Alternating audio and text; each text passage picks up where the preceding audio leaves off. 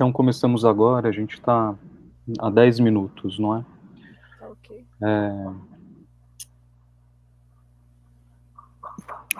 Bom, boa tarde a todos. Depois de alguns problemas técnicos, não é, foi necessário criar um novo link.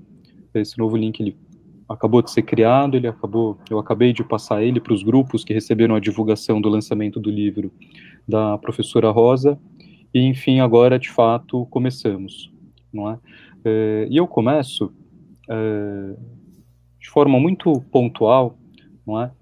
Dividindo com vocês que o núcleo de estudos estratégicos em democracia, desenvolvimento e sustentabilidade da Universidade Federal do ABC e a editora da Universidade Federal do ABC, não é? Juntamente com a professora Rosa Maria Vieira, a gente tem enorme satisfação de promover, por meio desse encontro virtual, o lançamento da reedição do importante livro da professora Rosa, um livro intitulado Celso Furtado, Reforma, Política e Ideologia, 1950-1964. A professora Rosa Maria, ela é graduada em Ciências Sociais e mestre em História Econômica, ambos pela Universidade de São Paulo, e ela fez o seu doutorado em História Social pela PUC de São Paulo.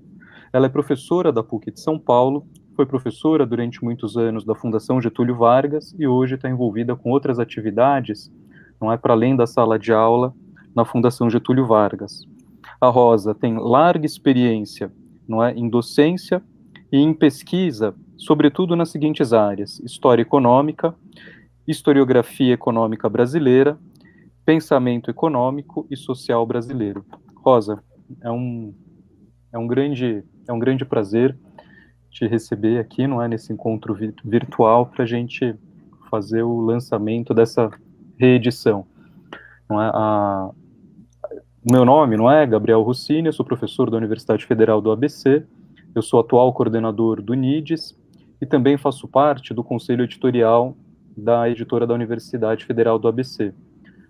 Para a gente do NIDES, assim como para a editora, foi uma satisfação, não é? Ter a possibilidade de trazer esse livro para o catálogo da nossa editora. Rosa, muito obrigado e fica à vontade. Ok. Bom, boa tarde a todos e todas, né? Eu quero agradecer ao professor Gabriel Rossini pelo empenho na edição, divulgação do livro e, ao mesmo tempo, pela organização do lançamento. Nesse novo normal que a gente vive em tempos de pandemia, lançamento de livro não tem nem abraço e nem comes e bebes, né? Só tem falação do autor. Mas vamos lá, eu vou falar um pouco então do meu livro.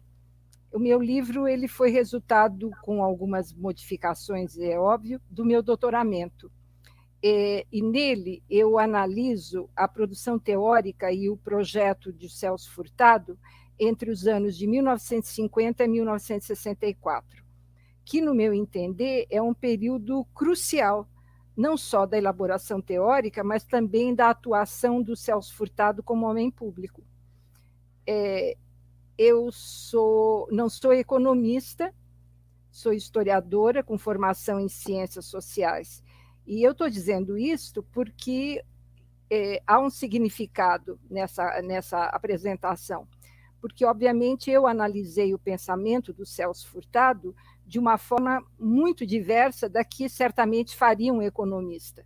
Então, é uma historiadora falando de alguém que, na realidade, eu devo acrescentar que não é pura e simplesmente um economista, é algo mais do que isto, que eu vou conversar a esse respeito durante a exposição. Eu examinei as concepções teóricas do Celso Furtado e toda a sua proposta de desenvolvimento como ideologia. Mas como é que a ideologia foi entendida aqui, né? Ela não foi entendida como falsa consciência, que é o que normalmente se coloca. Eu trabalhei com a ideia de ideologia como um instrumento ideal que permite às classes, frações de classes, tomarem conhecimento dos seus interesses e se engajarem nas lutas sociais. Então, eu fiz uma investigação no plano das representações ideais, ou seja, no campo das ideias, mas o meu pressuposto é de que não se podia ignorar o fato de que essas ideias, essas representações ideais, foram produzidas por um agente social, no caso Celso Furtado, que, ao mesmo tempo que intervinha no processo de construção social, ele também era por esse processo determinado. O meu pressuposto era de que o ideário do Celso Furtado só poderia se revelar plenamente se a análise levasse em consideração o lugar que ele ocupava nos confrontos sociais e políticos do Brasil dos anos 50 e 60, e o posicionamento que ele tinha frente a determinados grupos. Em outras palavras, eu atribuí às elaborações teóricas do Celso Furtado um claro caráter ideológico, à medida que foi através desse conjunto, desse ideário, que ele interviu na cena histórica brasileira para oferecer uma alternativa ao processo de modernização capitalista no Brasil que estava em curso. Bom, quais são as características que eu considero, digamos, diferenciadoras do meu trabalho e do meu livro, né?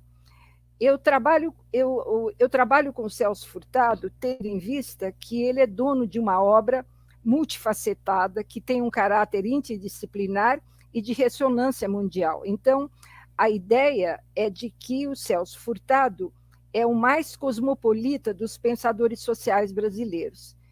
E veja, eu estou me referindo a Celso Furtado não como economista, e é essa característica da abordagem que eu faço.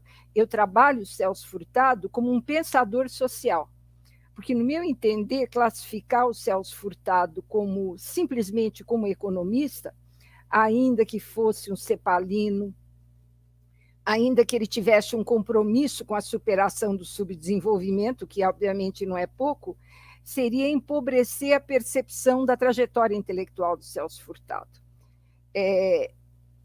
No final dos anos 50 e início dos anos 60, nós vamos encontrar o Celso Furtado naquilo que a gente pode chamar do olho de furacão.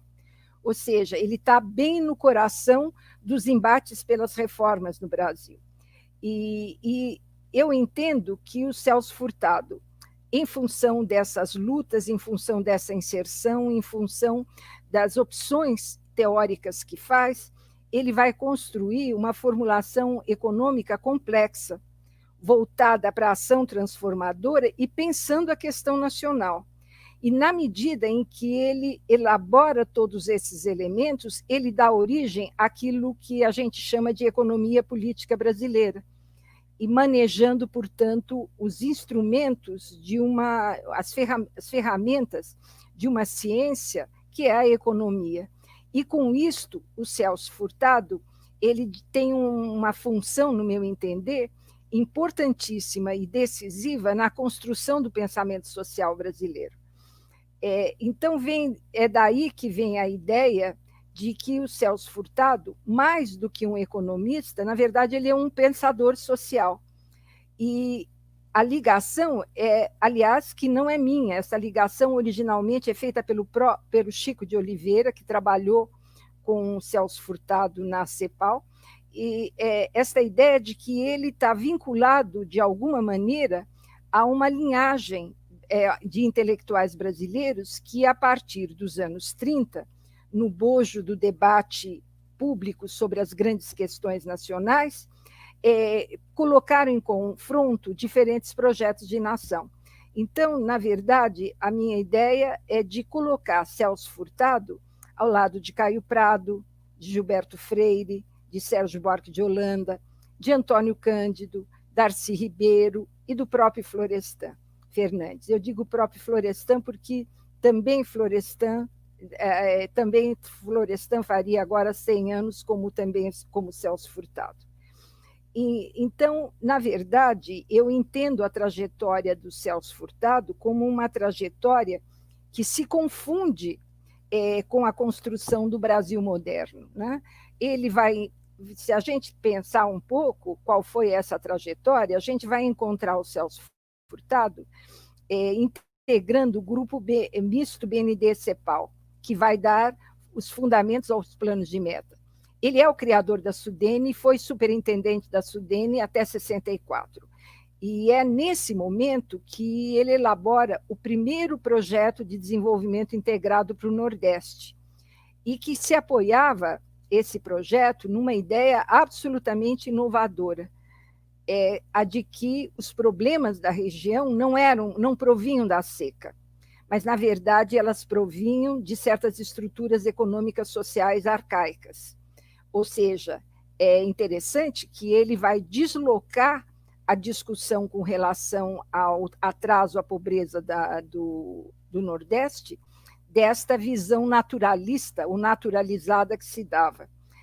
Ele, por fim, digamos assim, a última inserção dele direta dentro desse processo de formação, de luta política e constituição do capitalismo no Brasil, ele teve à frente do Ministério do Planejamento do João Goulart, em 62. Bom, agora, do ponto de vista que interessa mais diretamente, que é a discussão do pensamento do Celso Furtado, que é o que, na verdade, eu vou me ater, é importante perceber que o Celso Furtado ele se coloca como um homem público sustentado por um pensamento extremamente original. E esse pensamento original levava em consideração as particularidades históricas do capitalismo periférico e as especificidades da função e do papel dos intelectuais que estavam envolvidos nas reformas capitalistas. O que eu quero dizer com isso? Eu quero dizer com isso que o Furtado ele foi um cepalino da primeira geração, ou seja, ele está ali ao lado de Raul Prebisch, e ele tem uma participação direta e importante ao lado de Raul Prebisch para dar origem àquilo que se convencionou chamar o pensamento econômico latino-americano. E é esse pensamento econômico latino-americano que nasce da CEPAL, que nasce digamos assim, da ação intelectual de Raul Prebisch e também de Celso Furtado, é esta concepção, esse pensamento econômico, responsável por uma ideia fundamental, a de que o subdesenvolvimento não era apenas simplesmente uma etapa natural da evolução do capitalismo. Pelo contrário, da CEPAL, da CEPAL a origem da ideia de que o subdesenvolvimento, em lugar de ser um produto natural da evolução do capitalismo, ele seria um produto perverso da divisão internacional do trabalho, que é resultado do processo de expansão capitalista do século XIX, que foi distribuindo de forma desigual, como dizia a CEPAL, os frutos do progresso técnico, e que impunha desvantagens reiterativas para a periferia no lugar das vantagens comparativas a que se referia Ricardo. É importante pensar o seguinte, que Celso Furtado ele estava imbuído de uma convicção de que, para se compreender o subdesenvolvimento, era necessário um corpo teórico de análise específico, e que o caminho para a superação do subdesenvolvimento não poderia ser trilhado nas condições do livre funcionamento do mercado. Então, eu entendo que Furtado construiu uma obra teórica de múltiplas frases, cujo propósito era desvendar o enigma do atraso brasileiro. E é importante também salientar, e isso já mais conhecido, que Celso Furtado vai atribuir ao Estado um papel ativo na formulação e na execução de um projeto de desenvolvimento capitalista autônomo. E para isto, eu quero salientar que Celso Furtado ele não aplicou simplesmente as teses cepalinas. Celso Furtado não foi aquele pensador que, imbuído das concepções cepalinas, se volta para entender o atraso brasileiro. Ele não aplicou simplesmente as teses cepalinas. Na verdade, o Celso Furtado ele vai fazer uma releitura dessas teses, ou para usar uma expressão mais contemporânea, ele ressignificou essas teses. Ou seja, nós vamos perceber com relação às ideias cepalinas, o Celso Furtado deu para elas uma dimensão de historicidade que não havia nas formulações originais de Raul Precht. Perto de Furtado e da sua formação, Raul Precht é praticamente um técnico, enquanto Celso Furtado já se coloca, na verdade, como um pensador. Então, na verdade, a grande questão toda é esta. O Celso Furtado, no meu entender, ele se volta para entender o atraso brasileiro, esse é o seu grande desafio. Para isso, ele se vale das teses cepalinas, mas essas teses passam por um processo de ressignificação, de releitura. Na verdade, elas assumem uma dimensão de historicidade que não existe no pensamento de Raul Precht.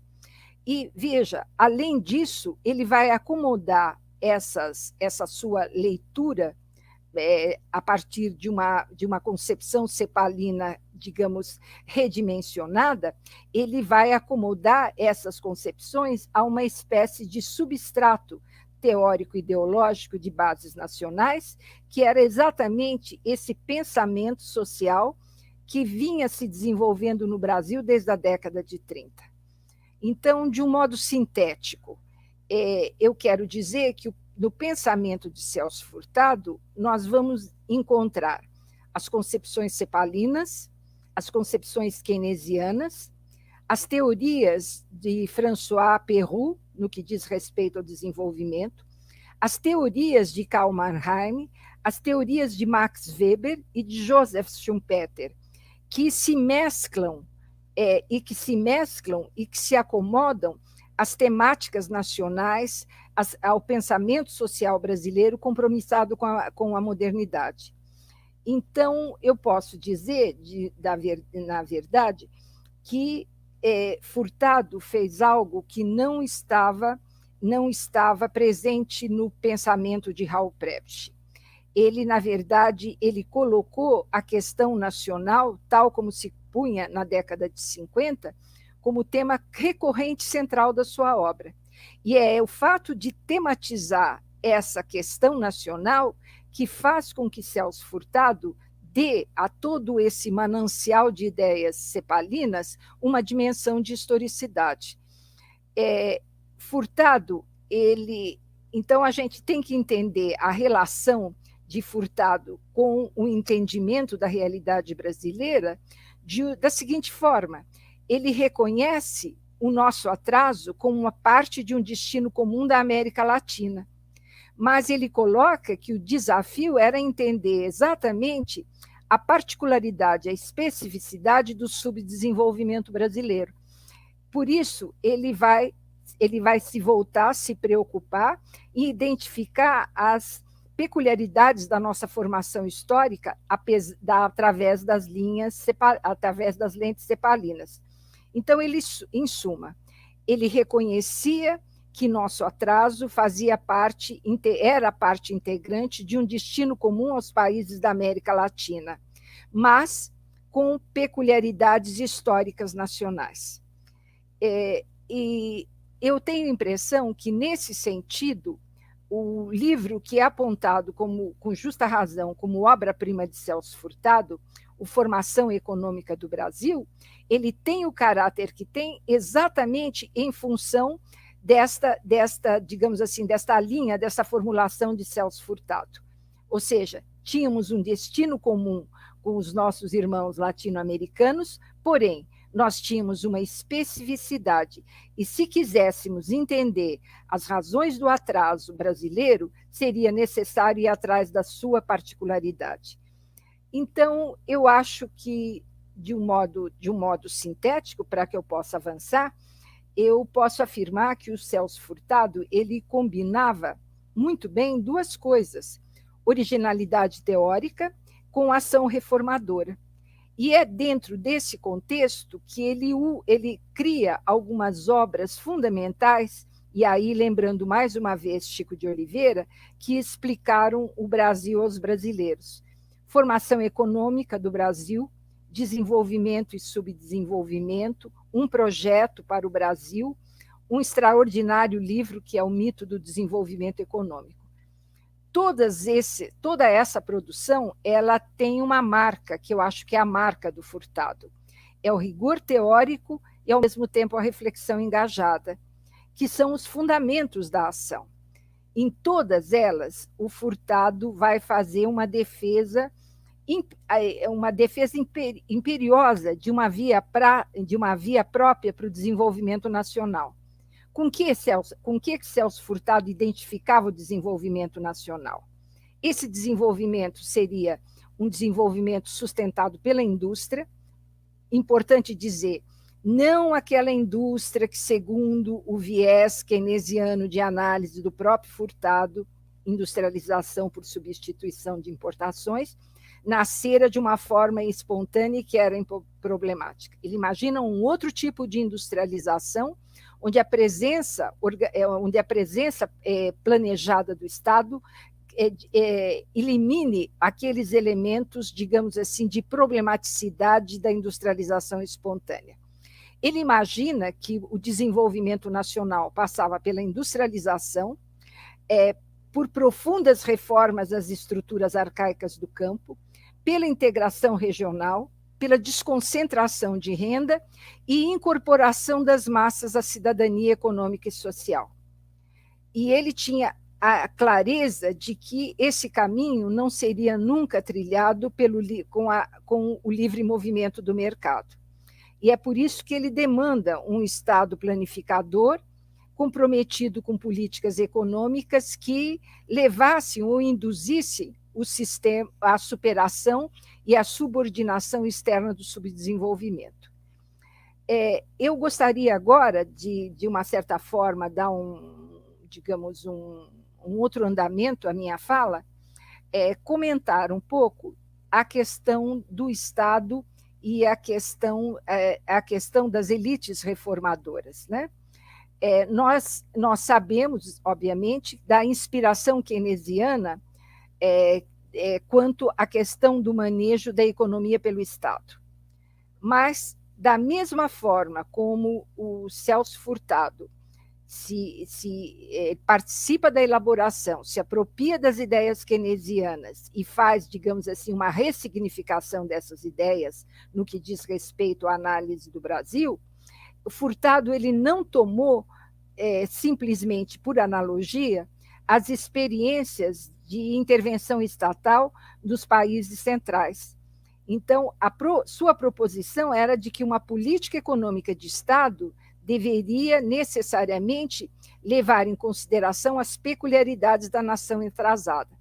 Ou seja, o progresso de uma nação atrasada dependia da intervenção do Estado, e esse progresso dependia, ao mesmo tempo, da capacidade que se teria de recriar a própria história e planejar o futuro. Na verdade, a gente vai perceber que o Celso Furtado ele tem um keynesianismo singular. O professor Ricardo Biochol faz uma referência a isto, e, de fato, o que nós vamos perceber? Para Furtado, na periferia do capitalismo, a ação compensatória do Estado não poderia ser apenas conjuntural, ter somente um caráter anticíclico. Se nos países centrais o propósito da intervenção era reconduzir o sistema econômico ao ponto de equilíbrio, ao pleno emprego dos fatores de produção, à utilização otimizada da poupança ociosa, no mundo subdesenvolvido tratava-se de uma outra coisa. Na visão de Furtado, na periferia era necessário uma ação permanente do Estado, com políticas públicas voltadas para a superação dos obstáculos estruturais que impediam a arrancada para o subdesenvolvimento. Então, do Furtado, além de atribuir ao Estado um papel central na superação do subdesenvolvimento, além dele aclimatar o keynesianismo às condições nacionais, ele se preocupou com uma outra dimensão de esclarecimento que era o esclarecimento das formas políticas contraditórias que levaram o Brasil ao processo de industrialização por substituição de importações.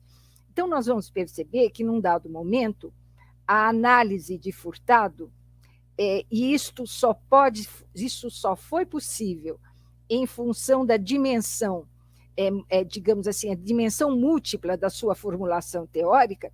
Isso só foi possível porque ele vai se voltar à análise de aspectos da realidade histórica, dos aspectos da realidade política, que, no geral, não interessavam à análise econômica.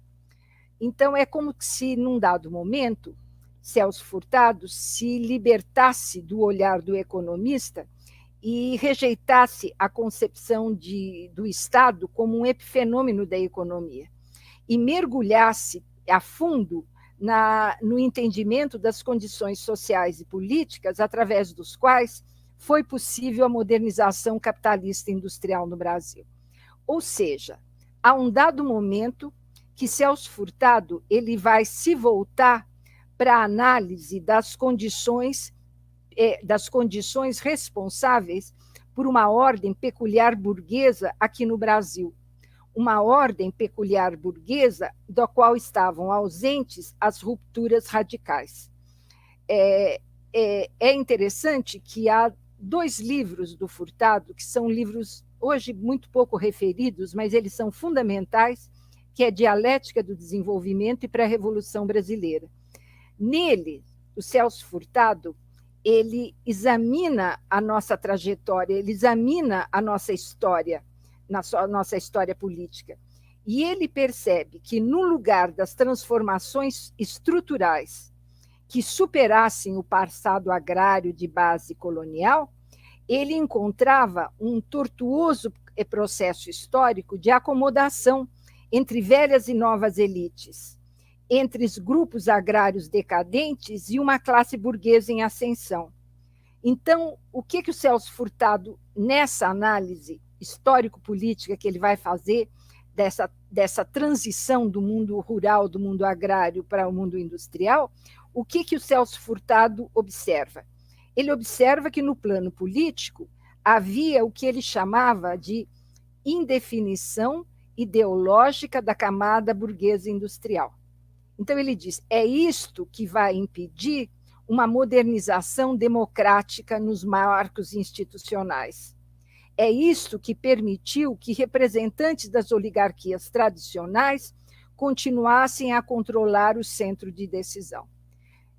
De uma forma sucinta e talvez mais clara, para Furtado, o nosso pecado capital era exatamente esse, a ausência de uma revolução democrática burguesa, ausência de uma revolução burguesa democrática no sentido clássico.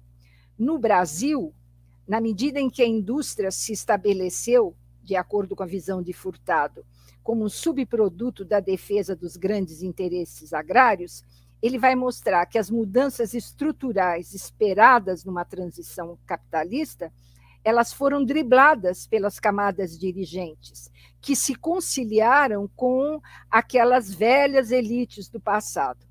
Então, além da conivência com a manutenção de estruturas arcaicas no campo, a burguesia brasileira, carente de capitais e sem o empreendedorismo schumpeteriano, essa burguesia enveredou pela via da dependência tecnológica e da concessão dos capitais externos. E ele coloca, olha, esta associação talvez tenha sido a mais racional do ponto de vista dos interesses empresariais, mas que, para o Brasil, ela se revelou perversa para a nação, uma vez que os grupos internacionais acabaram por se apropriar de uma parte significativa da poupança nacional, provocando uma crescente desnacionalização na economia e perpetuando o estrangulamento das contas externas.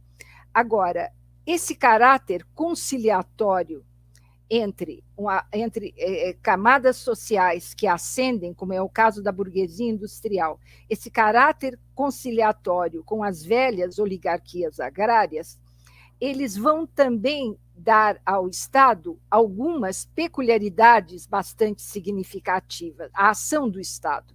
Então, a grande questão é o seguinte: se a burguesia não tem apetência para, ou aptidão, se ela não tem aptidão para fazer as transformações profundas que são necessárias para o desenvolvimento nacional, se para isso, obviamente, não iriam colaborar as velhas camadas agrárias.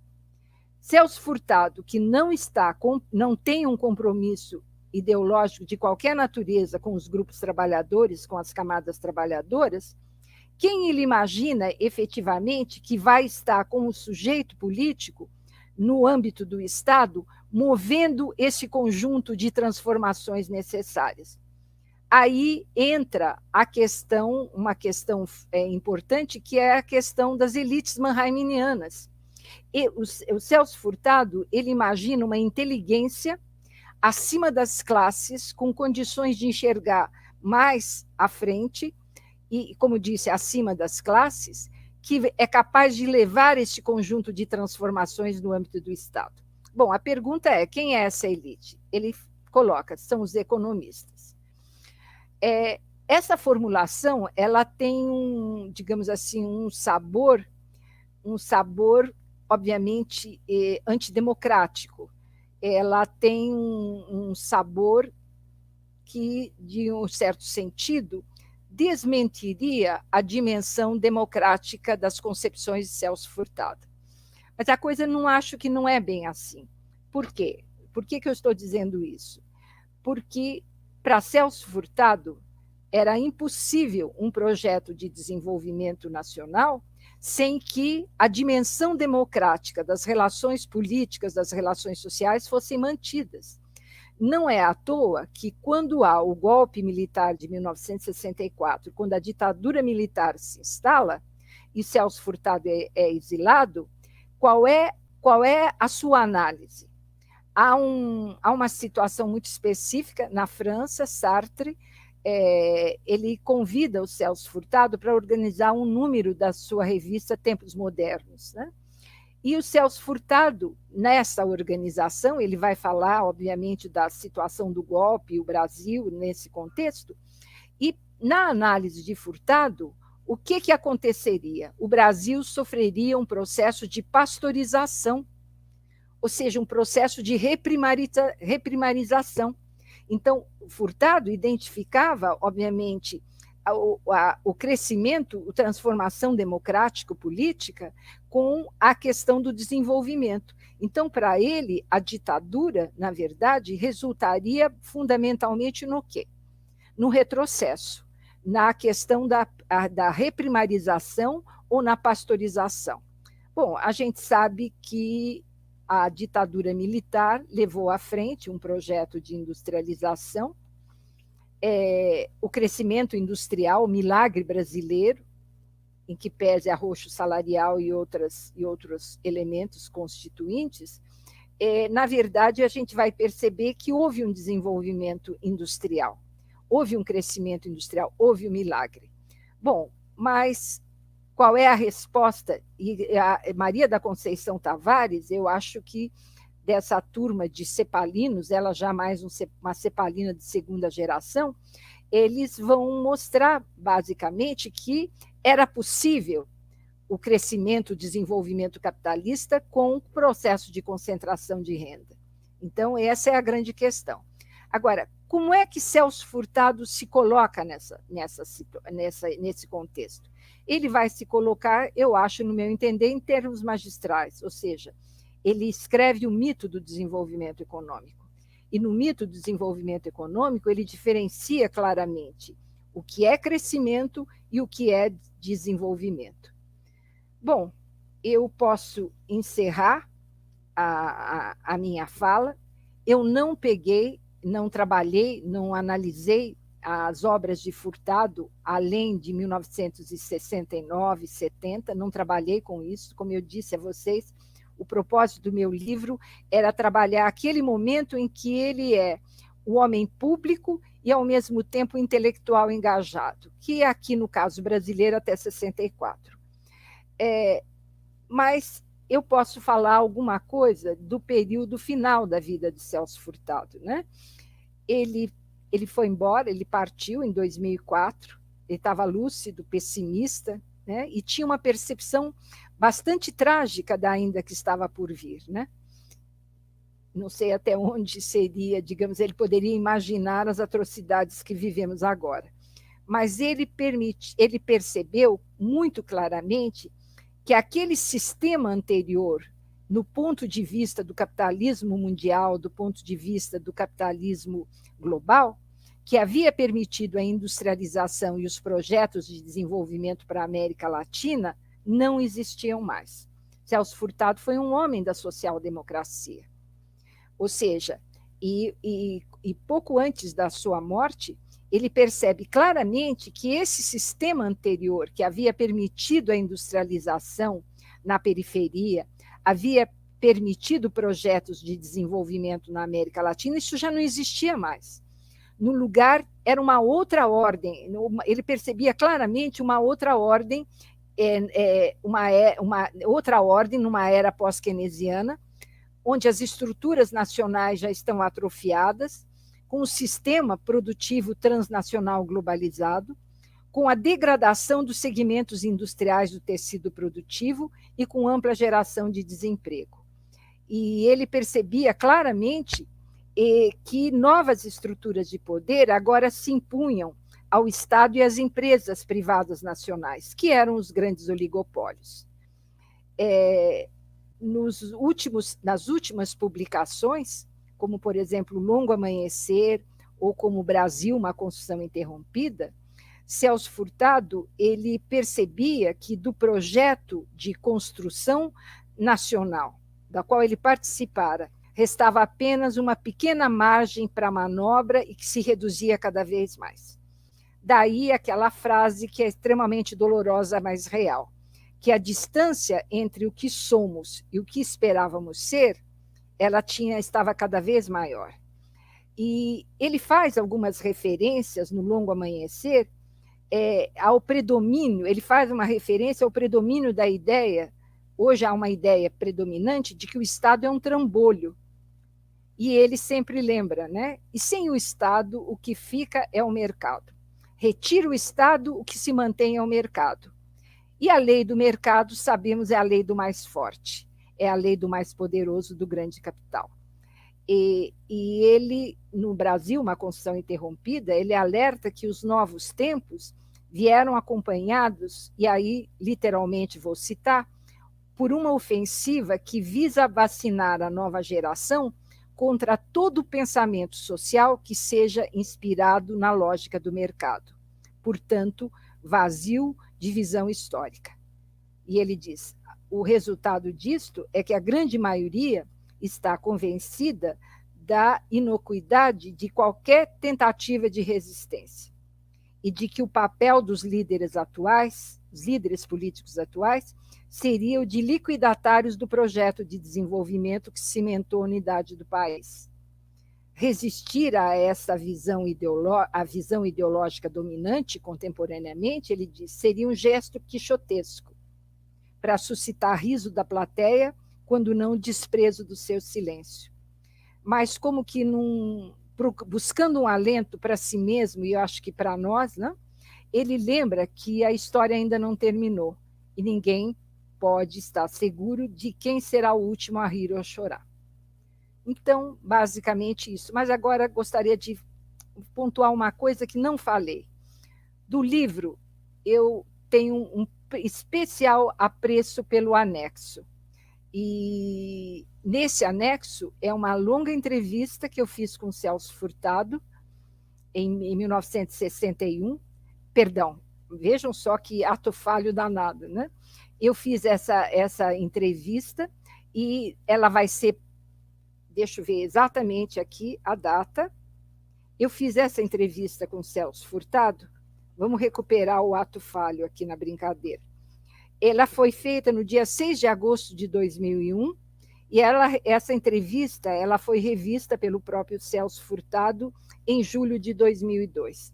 E a entrevista, no meu entender, vale o livro, porque é um depoimento interessantíssimo de Celso Furtado.